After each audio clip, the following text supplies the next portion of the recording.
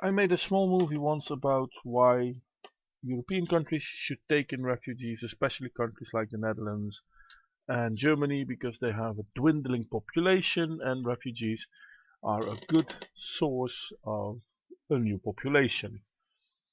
And with this argument, I more or less defended the position of taking in refugee from Syria and the Middle East.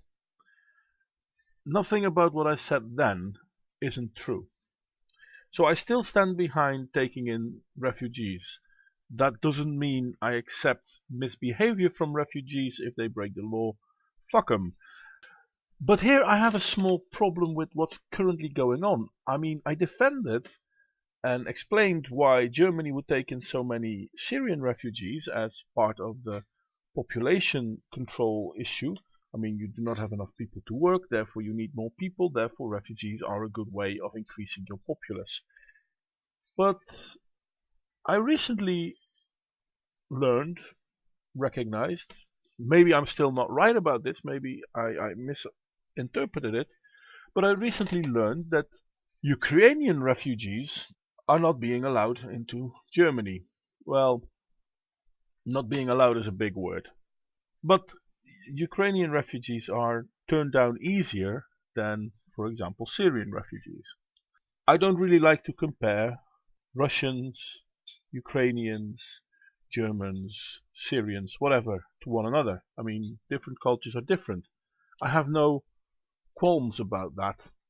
And I still stand behind that we should take in well-willing refugees from Syria, for example.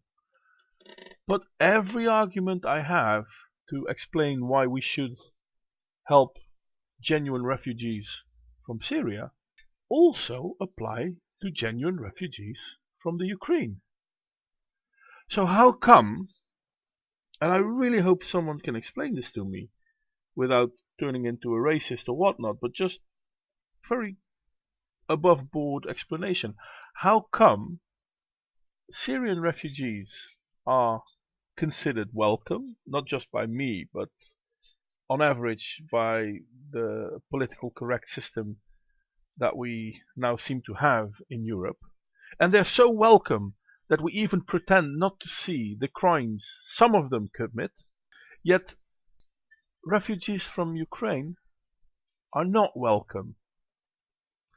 Now I admit that the war being fought in Ukraine is nowhere near as devastating, atrocious as the war in Syria, the civil war in Syria. But they're still both wars. I mean, if we're going to say, okay, you're a refugee because you try to flee from a country at war, or you're trying to flee from a war situation, this is true for the people from Syria. How is this not true from the people in the Ukraine? I mean, I'm currently reading a small piece about a guy who went to Germany because he got told to register to the Ukrainian army. So basically, he got told that he has to sign up and fight, but he doesn't want to. And I can explain what I want, when I want it, but in this case, there is no explanation needed. He does not want to fight. But your country is at war. You need to fight. No, you don't. But because Ukraine isn't as atrocious as Syria, or at least the situation for most people, not all people, but most people aren't as atrocious, we pretend that Ukraine is not a war zone. Seriously, can someone please explain this to me? Again, I can't stress this enough. Are the Syrian refugees suddenly no longer welcome to me? No. On average, the Syrian refugees I still consider to be refugees and they're still welcome. Except for the ones breaking the law. Those breaking the law are not refugees in my humble opinion. If you come here because you need help, we should try to do whatever we can to help you. If you come here to fuck us over, I'm sorry. This is not your home. This is not your place. You want to be part of a war, you want to be part of a crime wave, go back to where you came from. It's right there already, so you can just join in. You don't want to join in? Then don't bring it here. Is this true for the Ukrainian refugees? Well, yes. I mean, if they come here to commit crimes, I'm sorry, you're not welcome. But if you come here to flee away from your unstable situation and you want to be able to contribute to your life, but also to the society you went into, you are welcome. There is no better way to stop wars than to start peace. So if you get people from a war into a situation where there's peace, they will recognize the new situation. And hopefully more people will recognize it. And with that, peace will flow back to the country it came from. They came from. Sorry, not it. Now, I'm not a big fan of trickle-down economics. I seriously do not believe it works. But I do think, and this is not economics, this is maybe sociology, I do think that when people learn the difference about living in peace and living in war, people will choose, the average people will choose, peace. Now we have people who come from a war zone and they want to live in peace. Does that mean we have to accept shit from them? No, we don't have to accept anything from them. They come here, they apply to our country, so they want to stay with us, in our borders, in our safety. And our safety says, these are the rules you have to follow. If they are willing to do that, no, I'm sorry, they don't have to be willing to do that. They have to do that, whether they like it or not. But anyway, if they're willing to do that, why are they not welcomed? So why is it that I seem to find information about how Germany is basically telling Ukrainian refugees, nah mate, you gotta go back. Where I also find information that says Syrian refugees or refugees from North Africa, yeah, no, if they do something that's not supposed to happen or it's against the law, let's try not to see it. I don't get this.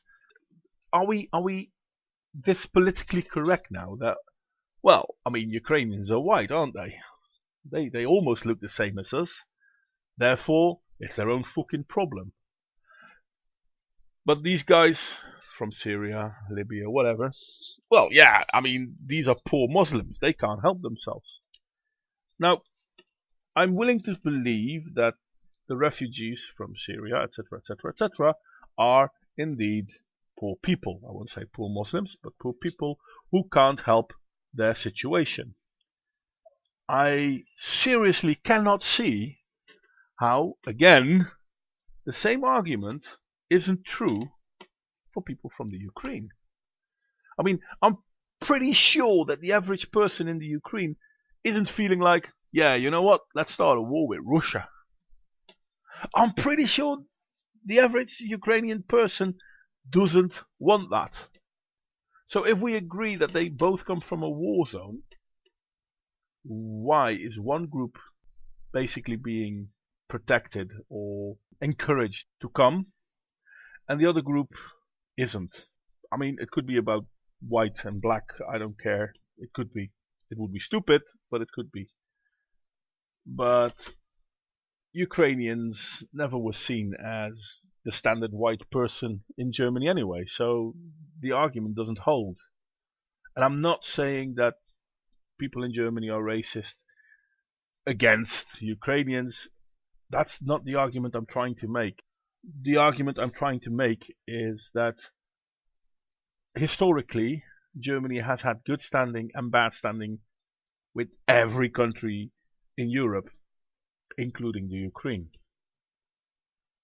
And if we know this, and apparently we do know this, we also know that there is, well, how can I say this? A chance for both countries to come together. And I mean, the Ukraine has tried to find acceptance within Europe. And this is why Russia started to be forceful and aggressive towards Ukraine. And the answer of Europe is then, okay, you know what, Russia being difficult towards you, so I'm sorry, there's no room for you here because maybe Russia will be starting to act out against Europe. Is this maybe a reason why? Oh man, I'm my head really hurts. I can't figure this one out. I mean, we've got one group of refugees, they're welcome, and we've got another group of refugees, they're not welcome. And inherently, their situations aren't that different. We've got one culture that stands far from us and one culture that stands close to us. Yet the culture that stands close to us is the culture that isn't welcome, and the culture that stands far from us is welcome. And again, I can't stress this more than I already have, but I'm going to try anyway.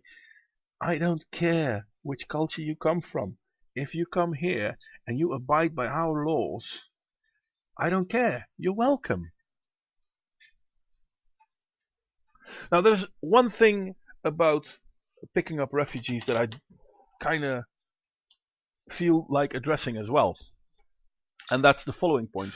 Denmark has been receiving a little bit of flack over their new approach to dealing with refugees.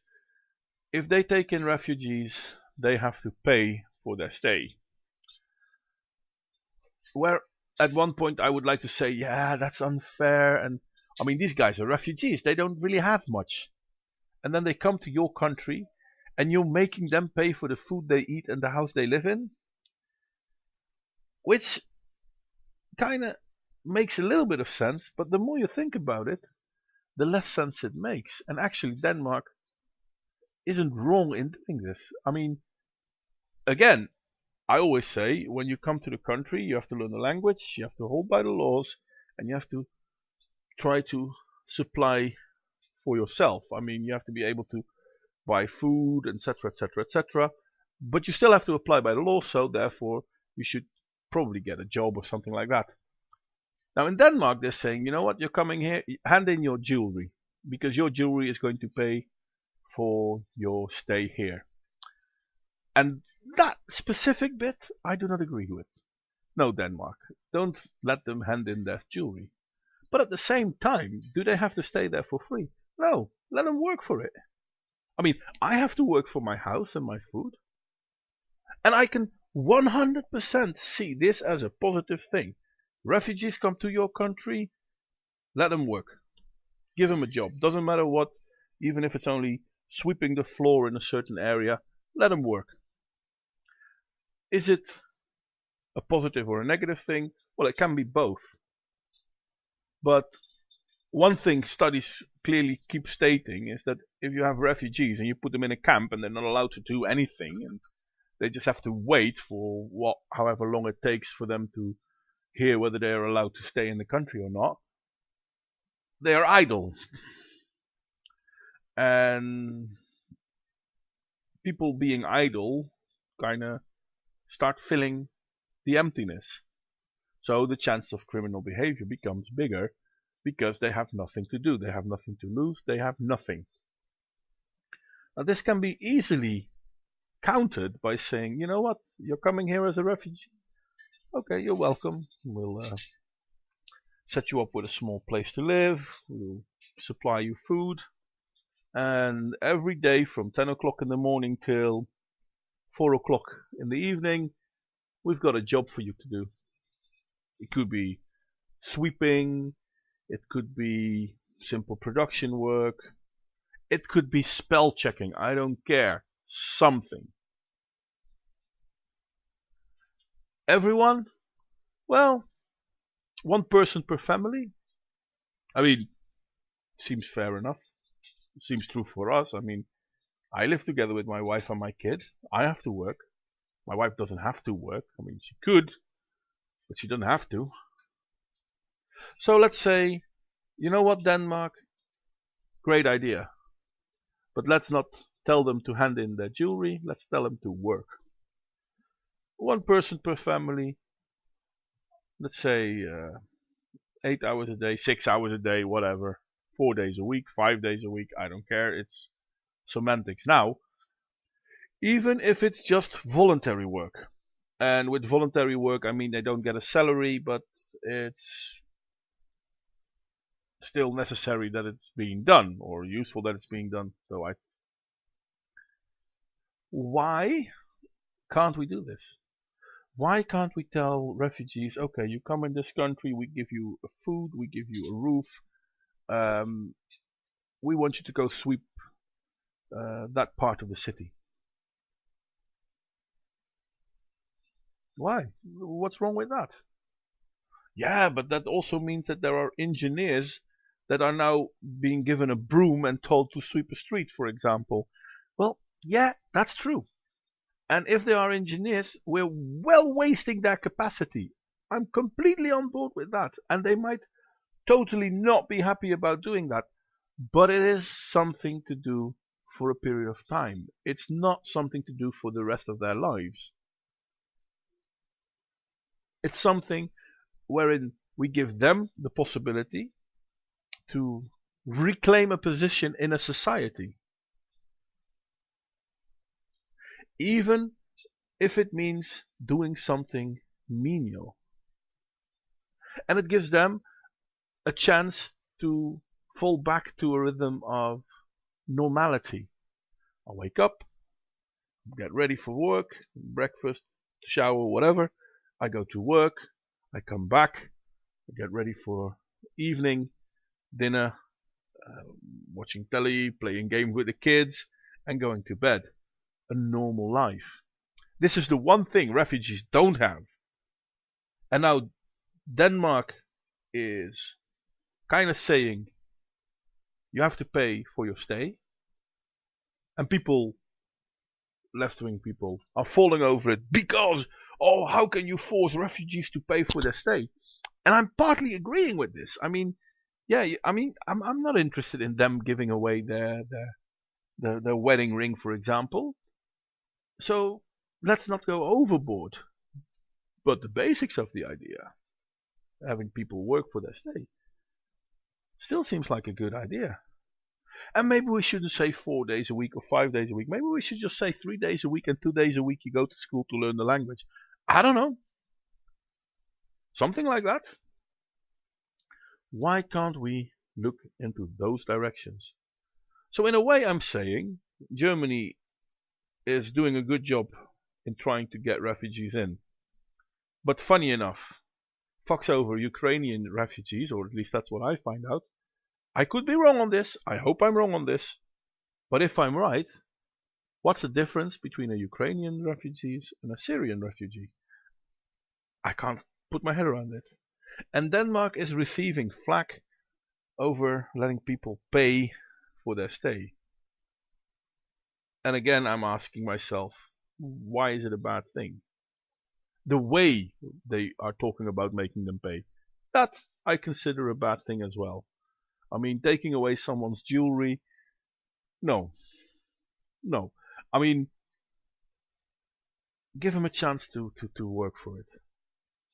Even if it's just sweeping the floor of or the streets of a certain area.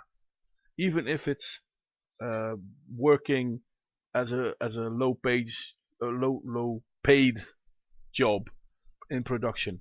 And I know there aren't a lot of jobs, and jobs are going to people who need them most. But there are voluntary jobs that could be done, jobs that kind of need doing, but no one is going to pay for anyway.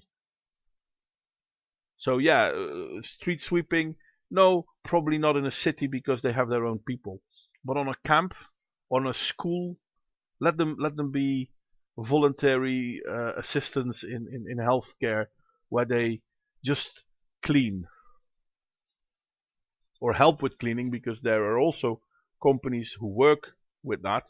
But let's try to find a solution. Like, let's try to find an answer. Let's not try to shoot the idea down right away. Because let's be honest. I mean, one of the reasons why people want to work is also because they want to feel needed. Let's see if we can give people a way to get that feeling back. Anyway, I hope you enjoyed my little rant, and I did ask a few questions, so if you have an answer, please answer, because it's not as if I know everything.